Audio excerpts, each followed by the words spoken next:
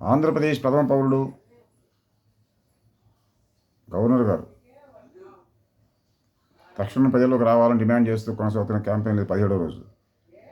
17 రోజులుగా కొనసాగుతున్నప్పటికీ ఈ వీడియోల పరంపర సంవత్సర కాలంగా అడుగుతున్నప్పటికీ ఆయన రావడం లేదు బయటికి.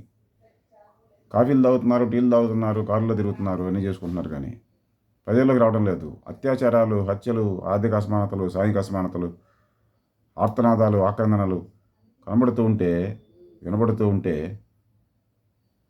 గవర్నర్ గారి కార్యాలయంలో టీవీ లేదా? గవర్నర్ గారి ఫోన్ వాడటం లేదా? గవర్నర్ గారి పర్సనల్ సెక్రటరీలు, క్యాంప్ క్లర్క్లు ఎవరు కూడా టీవీలు, ఫోన్లు వాడటం లేదా? మా గొంతు వినపడటం లేదా?